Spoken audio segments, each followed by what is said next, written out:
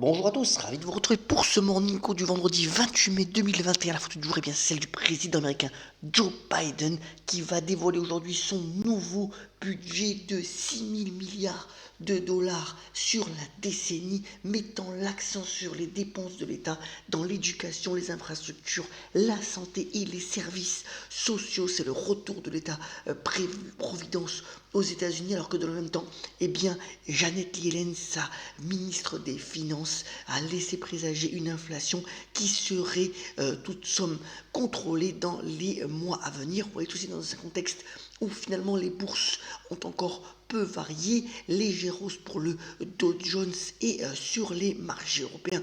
C'est le premier focus. Vous voyez que le CAC 40 est en pleine forme, plus 0,69% hier soir à la clôture.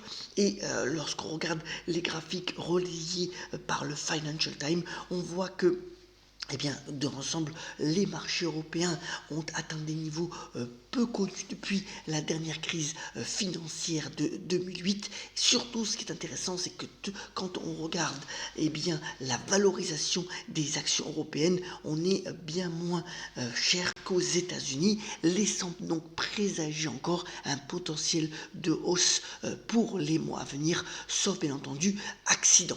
Autre point aussi sur le Bitcoin, vous voyez que ce matin il baisse légèrement.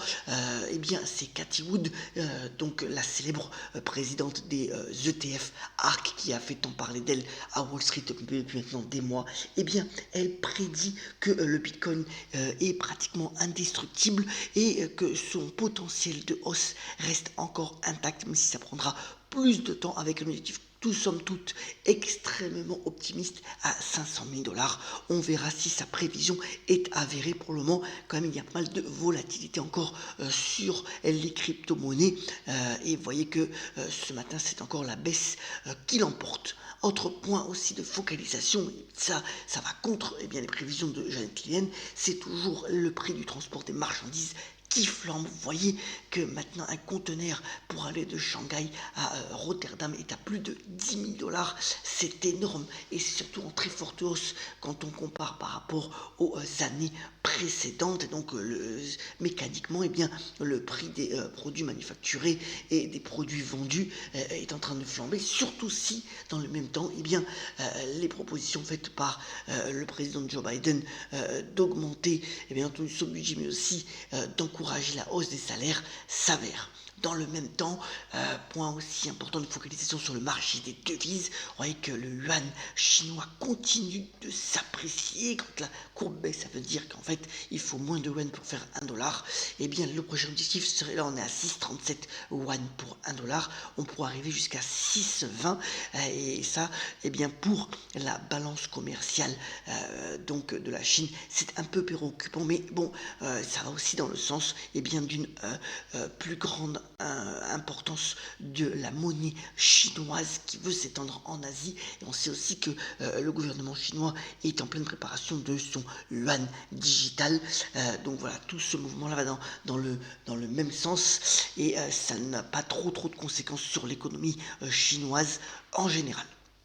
Alors retour en France avec là un article relayé par les Échos qui démontre que finalement que le marché de l'immobilier flambe et bat son record absolu de vente. En effet, sur un an, à fin mars, 1,08 million de logements anciens ont été vendus en France. C'est du jamais vu, alors même que la période a été marquée par plusieurs confinements du fait de l'épidémie. Et ensuite, les prix sont en hausse de 5,9% sur la période.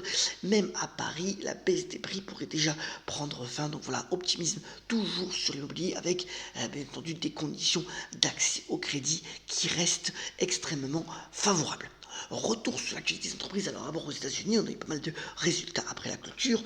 Du point de vue des logiciels, d'abord c'est Salesforce qui démontre des résultats et surtout des perspectives très intéressantes. Le chiffre d'affaires est en hausse de plus de 23%. La demande reste très soutenue et donc le groupe de Mark Benioff qui a racheté Slack, je vous le rappelle, en fin d'année dernière, se montre optimiste encore. L'action prenant plus de 5% après la clôture, quant à Gap qui est tout proche de ses plus hauts de 5 ans. Là aussi, les résultats sont plutôt encourageants avec une hausse du chiffre d'affaires, mais aussi un bénéfice par action, même si, eh bien, après la clôture, il y a eu quelques dégagements, l'action perdant 3%, mais tout proche de son meilleur niveau depuis 5 ans. En France, l'optimisme aussi dans le secteur aéronautique, puisque Airbus demande à ses sous-traitants d'accélérer la cadence pour pouvoir produire davantage d'Airbus, donc A320 Neo, qui est son modèle phare en ce moment,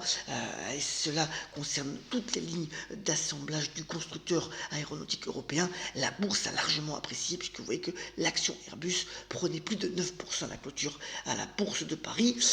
Pour ce qui concerne Vivendi, eh bien, pas mal d'agitation en vue de la préparation de l'Assemblée Générale du 22 juin. Vous savez qu'il y a un fonds activiste qui demande finalement que Vivendi paye un dividende spécial donc de 2,8 euros par action. Alors, pour le moment, il est minoritaire.